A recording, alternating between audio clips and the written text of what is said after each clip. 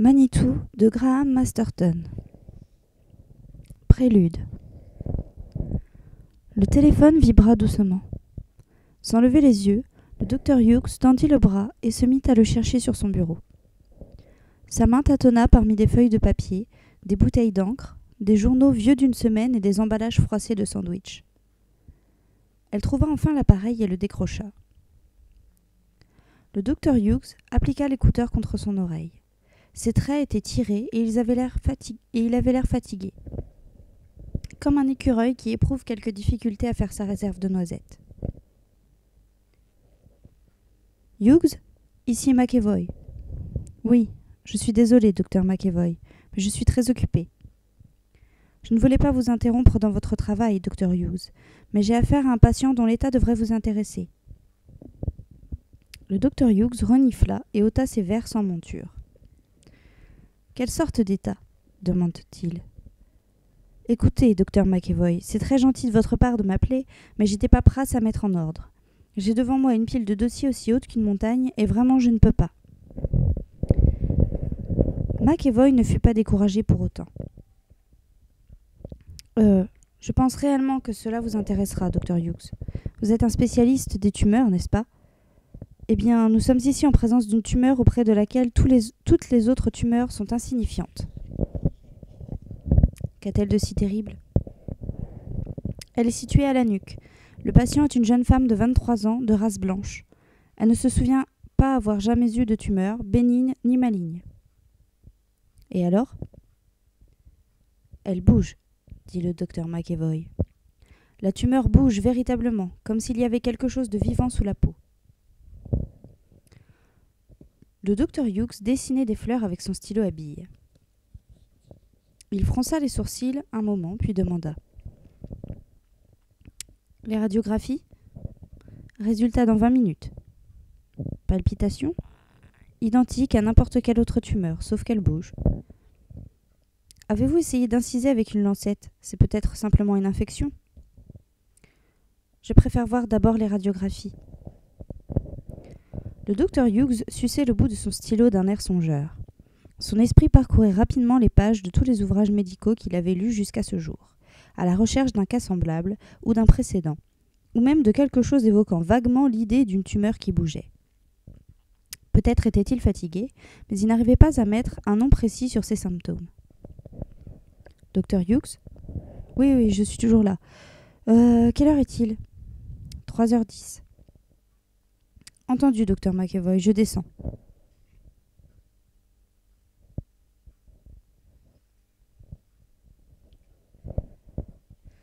Il reposa le téléphone, se carra dans son fauteuil et se frotta les yeux. C'était la Saint-Valentin. Dehors, dans les rues de New York, la température était tombée à 8 degrés centigrades, et le sol était recouvert par 15 centimètres de neige. Le ciel était bas et métallique, et les voitures avançaient au ralenti, leurs roues patinant sur la gadoue. Depuis le 18e étage de l'hôpital des Sœurs de Jérusalem, la ville présentait une luminosité étrange qui ne lui avait encore jamais vue. On avait l'impression de se trouver sur la Lune, songea le docteur Hughes. Ou peut-être était-ce la fin du monde, ou le retour à l'ère glaciaire. Comme le chauffage était déréglé, il avait gardé son pardessus, assis à son bureau, sous la mare de lumière de sa lampe de travail. C'était un homme encore jeune de 33 ans, avec un nez aussi pointu et effilé qu'un scalpel, ainsi qu'une masse hirsute de cheveux brun foncé. Il ressemblait plus à un mécanicien garagiste encore adolescent qu'à un spécialiste des tumeurs malignes de réputation nationale. La porte de son bureau s'ouvrit et entra une dame grassouillette aux cheveux blancs, avec des lunettes rouges remontées sur le front. Elle portait une liasse de feuilles imprimées et une tasse de café.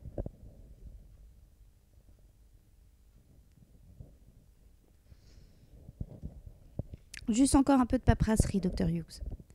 Et j'ai pensé que vous aimeriez boire quelque chose de chaud. Merci, Marie. Il ouvrit le nouveau dossier qu'elle lui avait apporté et il renifla avec plus d'insistance encore. Seigneur, vous avez vu ça ? En principe, on me paie pour donner des consultations. Je ne suis pas un clerc chargé de la paperasserie. Écoutez, reprenez tous ces dossiers et rapportez-le au docteur Ridgway. Il adore ça. Il préfère remplir des papiers plutôt que de s'occuper d'êtres de chair et de sang. Marie haussa les épaules. C'est le docteur Ridgway qui m'a demandé de vous les apporter. Le docteur Hughes se leva. Avec son pardessus, il ressemblait à Charlie Chaplin dans La ruée vers l'or. Il lança le dossier sur son bureau avec exaspération, et celui-ci renversa l'unique carte qu'il avait reçue pour la Saint-Valentin et que lui avait envoyée sa mère, comme il le savait très bien. « Oh, entendu. J'y jetterai un coup d'œil plus tard. Je descends voir le docteur McEvoy. Il désire que j'examine un de ses patients. »« Serez-vous longtemps absent, docteur Hughes ?» demanda Marie. « Vous avez un rendez-vous à 4h30. » Le docteur Hughes la considéra avec lassitude, comme s'il se demandait à qui elle était. « Longtemps ? Non, je ne le pense pas. Juste le temps que cela prendra. » Il sortit de son bureau et se dirigea vers le couloir éclairé par le néon. Les Sœurs de Jérusalem étaient un hôpital privé de luxe, et on ne sentait jamais au milieu de ces couloirs quelque chose d'aussi fonctionnel que le phénol et le chloroforme. Les couloirs étaient recouverts de tapis en peluche épaisse rouge, et il y avait des fleurs fraîchement coupées dans tous les coins. L'établissement évoquait davantage ce genre d'hôtel où des PDG d'âge mûr emmènent leurs secrétaires pour un week-end d'ardente fornication. Le docteur Hughes appela un ascenseur et descendit au 15e étage. Il s'examina dans la glace de l'ascenseur et trouva qu'il avait l'air plus malade que certains de ses patients. Peut-être devait-il prendre des vacances. Sa mère avait toujours aimé la Floride. Et pourquoi n'irait-il pas voir sa sœur à San Diego ? Il franchit 2 portes à battants avant de pénétrer dans le bureau du docteur McEvoy. Celui-ci était un homme corpulent, de petite taille, dont les blouses blanches étaient toujours trop serrées aux aisselles. Son visage était rond et plein, couvert de taches de rousseur, avec un petit nez camus d'Irlandais. Il avait autrefois fait partie de l'équipe de football de l'hôpital jusqu'au jour où il s'était fracturé le genou dans une attaque particulièrement violente. Aujourd'hui, il marchait avec une claudication quelque peu exagérée.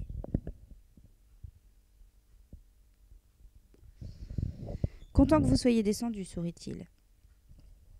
Il s'agit vraiment de quelque chose de très particulier, et je sais que vous êtes le plus grand spécialiste au monde. »« Tout de même pas, » dit le docteur Hughes, « mais merci pour le compliment. » Le docteur McEvoy introduisit l'extrémité de son doigt dans son oreille et lui imprima ensuite un mouvement tournant avec beaucoup de soin et de recueillement. « Les radiographies seront là dans 5 ou 10 minutes. Dans l'intervalle, je ne vois pas ce que nous pouvons faire d'autre. »« Pouvez-vous me montrer le patient ?» demanda le docteur Hughes. « Bien sûr, elle attend dans le vestibule. J'enlèverai mon manteau si j'étais vous. Elle risque de penser que je vous ai appelé de l'extérieur. »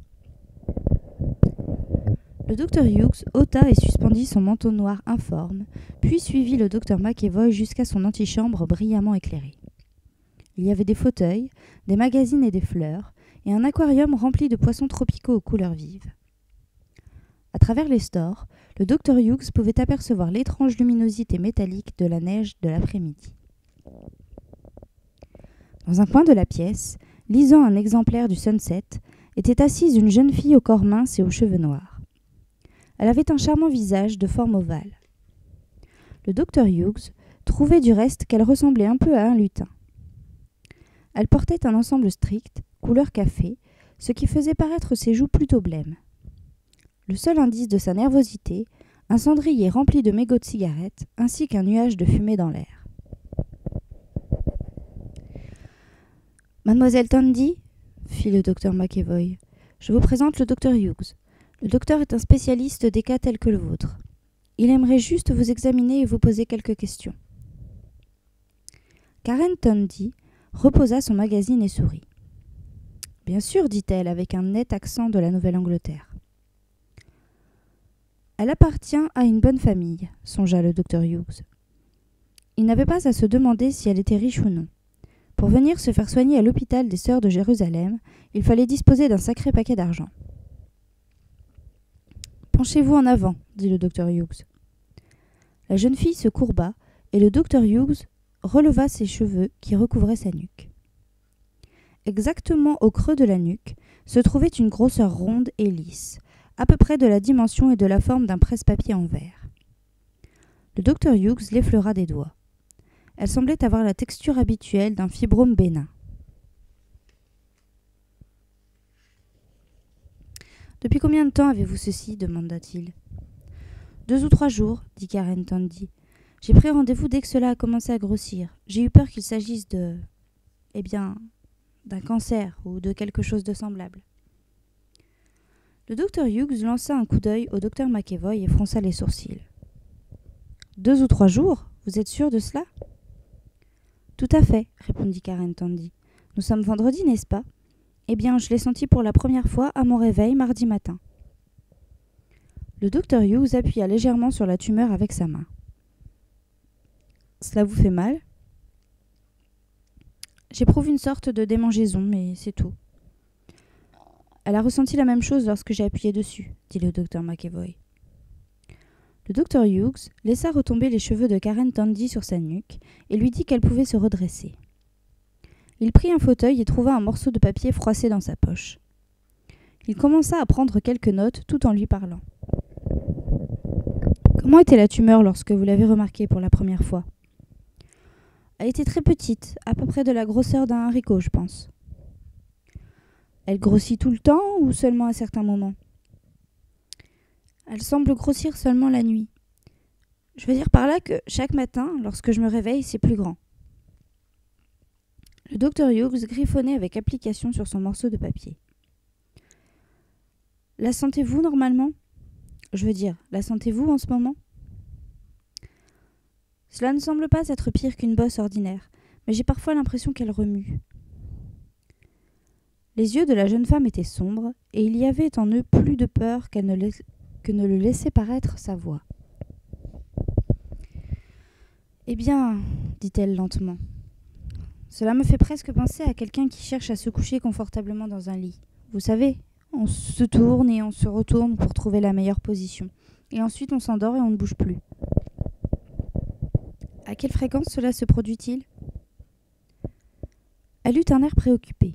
Elle sentait très nettement que le docteur Hughes était décontenancé, et cela la tracassait. « Je sais pas, peut-être 4 ou 5 fois par jour. » Le docteur Hughes prit encore quelques notes et se mordit la lèvre. « Mademoiselle Tandy, avez-vous noté des changements dans votre état de santé depuis ces derniers jours, depuis que vous avez cette tumeur ? » « Juste une légère fatigue. Je ne dois pas dormir très bien la nuit, mais je n'ai pas perdu de poids ni rien de la sorte. » Le docteur Hughes écrivit encore sur son morceau de papier et considéra un instant ce qu'il venait de tracer. « Vous fumez beaucoup ? » ?»« D'habitude, seulement un demi-paquet par jour. Je ne suis pas une grande fumeuse, mais en ce moment, je suis un peu nerveuse, je suppose. » « Elle a passé une radiographie pulmonaire il n'y a pas longtemps, » intervint le docteur McEvoy. « Tout va bien, résultats normaux. »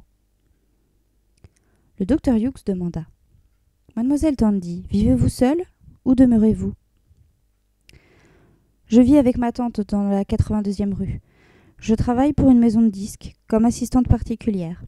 Je désirais trouver un appartement pour vivre seule, mais mes parents ont estimé que ce serait une bonne idée si je vivais avec ma tante un certain temps. Elle est âgée de 62 ans. C'est une merveilleuse vieille dame. Nous nous entendons très bien toutes les deux. » Le docteur Hughes baissa la tête. « Ne m'en veuillez pas si je vous pose cette question, mademoiselle Tandy, mais vous comprenez certainement pourquoi je dois vous la poser. Votre tante est-elle en bonne santé ? Et l'appartement est-il salubre ? Pas de danger de maladie contagieuse ? Des cafards, des tuyaux de vidange bouchés ou une nourriture impropre à la consommation ? » Karen Tandy faillit sourire pour la première fois depuis que le docteur Hughes la voyait. « Ma tante est une femme qui est largement à l'abri du besoin, docteur Hughes. Elle a une femme de ménage à plein temps et une jeune fille qui l'aide à faire la cuisine et lui sert également de dame de compagnie. » Le docteur Hughes hocha la tête. « Parfait. Alors nous en restons là pour le moment. Allons donc voir ces radiographies, docteur McEvoy. » Ils retournèrent dans le bureau du docteur McEvoy et s'assirent. Le docteur McEvoy sortit un morceau de chewing-gum de son étui et le plia entre ses dents. « Qu'en pensez-vous, docteur Hughes ?» Le docteur Hughes soupira. « Pour le moment, je n'en pense rien du tout. Cette grosseur est apparue en 2 ou 3 jours. et c'est bien la première fois que je vois une tumeur se développer aussi rapidement. Ensuite, il y a cette impression de mouvement. Vous l'avez senti bouger vous-même ? Bien sûr, dit le docteur McEvoy. Juste un léger mouvement, comme s'il y avait quelque chose en dessous. C'est peut-être provoqué par les mouvements du cou, mais nous ne pouvons réellement tirer aucune conclusion avant d'avoir vu les radiographies. Ils restèrent assis en silence durant quelques minutes, au milieu des bruits de l'hôpital arrivant jusqu'à eux, tout autour. Le docteur Hughes avait froid et se sentait las. Il se demanda à quelle heure il rentrerait chez lui. Il était resté là jusqu'à 2 heures du matin la nuit dernière, à remplir des dossiers et à établir des statistiques, et tout semblait indiquer qu'il en irait de même cette nuit. Il renifla et contempla ses chaussures marron sur le tapis. Au bout de 5 ou 6 minutes, la porte du bureau s'ouvrit et la radiologue entra, portant une large enveloppe brune. C'était une grande noire, aux cheveux coupés courts et sans aucun sens de l'humour. « Qu'en pensez-vous, Selena ?» demanda le docteur McEvoy en prenant l'enveloppe et en se dirigeant vers son radioscope. Le docteur McEvoy sortit le cliché et le fixa. Il alluma l'écran lumineux et ils eurent une vue latérale du crâne de Karen Tandy. Il y avait bien la tumeur, d'accord, formant une grosse tache sombre.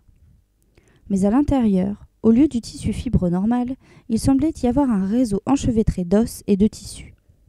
« Regardez ici, » dit le docteur McEvoy, indiquant l'endroit avec son stylo à billes.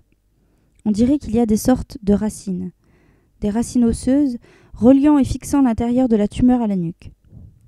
Que diable pensez-vous que ce soit ? » « J'en ai pas la moindre idée, » fit le docteur Hughes. « Je n'ai jamais rien vu de semblable. Cela n'a pas du tout l'apparence d'une tumeur. » Le docteur McEvoy haussa les épaules. « D'accord, c'est pas une tumeur. Mais alors qu'est-ce que c'est ? » Le docteur Hughes examina plus attentivement la radiographie. Le petit nœud d'os et de tissu était beaucoup trop informe et enchevêtré pour qu'on pût distinguer quelque chose. Il n'y avait qu'une seule chose à faire, pratiquer une opération. Inciser et examiner la tumeur une fois celle-ci mise à nu. Étant donné la vitesse à laquelle elle grossirait, cette opération devait avoir lieu le plus tôt possible. Le docteur Hughes décrocha le téléphone sur le bureau de son collègue. « Marie ? Écoutez, je suis toujours en bas avec le docteur McEvoy. Voudriez-vous voir quand le docteur Smith est disponible pour une opération chirurgicale ? Le plus tôt possible. J'ai quelque chose ici qui nécessite une intervention urgente. » « C'est cela. » « Oui, une tumeur. Mais c'est une tumeur maligne et nous risquons d'avoir des problèmes si nous n'opérons pas rapidement. »« C'est cela. Merci. » « Une tumeur maligne ? » dit le docteur McEvoy. « Comment savez-vous qu'elle est maligne ?» Le docteur Hughes secoua la tête. « Nous n'en savons rien, mais jusqu'à ce que nous ayons découvert si elle est dangereuse ou non, je la traiterai comme si elle était effectivement dangereuse. »« J'aimerais bien savoir de quoi il s'agit au juste, » fit le docteur McEvoy d'un air maussade. « Je viens de parcourir le dictionnaire médical et je n'ai rien trouvé de semblable de près ni de loin. » Le docteur Hughes eut un rictus fatigué. « Peut-être est-ce une nouvelle maladie. Peut-être lui donnera-t-on votre nom, la maladie de McEvoy. La gloire, enfin. Vous voulez toujours être célèbre, n'est-ce pas ? Pour le moment, je me contenterai bien d'une tasse de café et d'un sandwich au roast-beef bien chaud. Le prix Nobel, je peux l'avoir quand je veux. » Le téléphone tinta. Le docteur Hughes décrocha l'écouteur. « Marie ? Oh, bien. Entendu, c'est magnifique. Oui, cela ira parfaitement. Remerciez le docteur Smith, surtout. »« Il est disponible ? » demanda le docteur McEvoy. « Demain matin, 10 heures. Je ferai mieux d'aller prévenir Karen Tandy. » Le docteur Hughes franchit les portes à double battant pour se rendre dans l'antichambre. Karen Tandy était toujours assise à la même place. Elle avait fumé la moitié d'une nouvelle cigarette et fixait sans le voir le magazine ouvert posé sur ses genoux. « Mademoiselle Tandy ?» Elle leva rapidement les yeux. « Oh, oui, dit-elle. » Le docteur Hughes prit une chaise et s'assit à côté d'elle, ses mains jointes devant lui. Il essaya de paraître sérieux, posé et rassurant, afin de calmer sa peur évidente, mais il était tellement fatigué qu'il ne parvint qu'à paraître morbide. « Voilà, mademoiselle, je pense que nous allons opérer. En soi, cette grosseur n'a rien de préoccupant, mais étant donné la vitesse à laquelle elle se développe, je préfère l'avoir enlevée le plus tôt possible, et je pense que vous serez de mon avis. » Elle voulut porter sa main à sa nuque, puis la laissa retomber et hocha la tête. « Je comprends, bien sûr. Si vous pouvez être ici demain matin à 8 heures, je demanderai au Dr Snaith de vous opérer et d'enlever cette tumeur vers 10 heures. Le Dr Snaith est un excellent chirurgien et il a des années de pratique avec des tumeurs comme la vôtre. » Karen Tandy essaya de sourire. « C'est très gentil à vous, je vous remercie. » Le Dr Hughes haussa les épaules. « Ne me remerciez pas, je ne fais que mon travail. Mais, à mon avis, vous n'avez pas la moindre raison de vous inquiéter. Je ne prétendrai pas que votre état n'est pas anormal, parce qu'il l'est. Mais une partie de notre profession consiste à nous occuper de ces cas inhabituels. Vous avez frappé à la bonne porte. » Karen Tandy écrasa sa cigarette dans le cendrier et rassembla ses affaires. « Aurais-je besoin de quelque chose de spécial ?» demanda-t-elle. « 2 ou 3 chemises de nuit, je suppose, et une robe de chambre ?» Le Dr Hughes acquiesça de la tête. « Apportez également des pantoufles. Vous ne serez pas vraiment alité. »« Entendu, dit-elle, et le Dr Hughes la reconduisit jusqu'à la porte. Il la regarda s'éloigner rapidement dans le couloir en direction de l'ascenseur, et il songea à quel point elle paraissait svelte et jeune. Elle ressemblait à un elfe. Il ne faisait pas partie de ces spécialistes qui ne pensent à leurs patients qu'en fonction de leur maladie et rien d'autre. À la différence du docteur Pawson, le spécialiste des poumons, qui se souvenait des affections particulières de chacun de ses malades longtemps après avoir oublié leurs traits de leur visage, la vie est plus qu'un défilé perpétuel de plaies et de bosses, pensa le Dr Hughes. Du moins, il le croyait. Il était toujours dans le couloir lorsque le Dr McEvoy passa sa figure lunaire par la porte entrebâillée. « Dr Hughes ? Oui ? Vous avez un moment, je voudrais vous montrer quelque chose. » Il suivit le Dr McEvoy avec lassitude dans son bureau. Pendant qu'il s'entretenait avec Mlle Tandy, le Dr McEvoy avait compulsé divers ouvrages médicaux. Et il y avait des diagrammes et des radiographies éparpillés sur son bureau, le recouvrant entièrement. « Vous avez trouvé quelque chose ?» demanda le Dr Hughes. « Je ne sais pas. Dans ce cas, cela semble aussi ridicule qu'autre chose. » Le Dr McEvoy lui tendit un gros manuel ouvert à une page couverte de diagrammes et de dessins. Le Dr Hughes fronça les sourcils et les examina avec soin. Puis il alla jusqu'au radioscope et regarda de nouveau les radiographies du crâne de Karen Tandy. « C'est complètement fou, dit-il. » Le Dr McEvoy restait là, les mains posées sur ses hanches, et il hocha la tête. « Vous avez raison, c'est complètement fou. Mais vous devez admettre que cela y ressemble drôlement. » Le Dr Hughes referma le livre. « Mais même si vous avez raison, en 2 jours ? Ma foi, si c'est possible, alors n'importe quoi est possible. Si c'est possible, les chaussettes rouges gagneront leur prochain match. » Les 2 médecins au visage blême se trouvaient dans ce bureau, au 15e étage de l'hôpital. Ils regardaient les radiographies et ils ne savaient pas trop pour l'heure ce qu'ils devaient en penser. « C'est peut-être une mystification, » dit le Dr McEvoy. Le Dr Hughes secoua la tête. « En aucune façon. Comment cela serait-ce possible? Et pourquoi? » « Je ne sais pas. Les gens montent des mystifications pour toutes sortes de raisons. Pouvez-vous en imaginer une dans ce cas précis ?» Le Dr McEvoy grimaça. « Vous arrivez à croire que c'est vrai ?»« Je l'ignore, » répondit le Dr Hughes. « Peut-être est-ce vrai. Peut-être est-ce le cas unique sur 1 million qui est réellement vrai. » Ils ouvrirent de nouveau l'ouvrage médical afin de réexaminer les radiographies. Et plus ils comparaient les diagrammes avec la tumeur de Karen Tandy, plus ils découvraient de ressemblances. Selon le manuel de gynécologie clinique, le nœud de tissu et d'os que Karen Tandy abritait au creux de sa nuque constituait un fœtus humain, de 8 semaines environ, ainsi que le laissait supposer sa grosseur.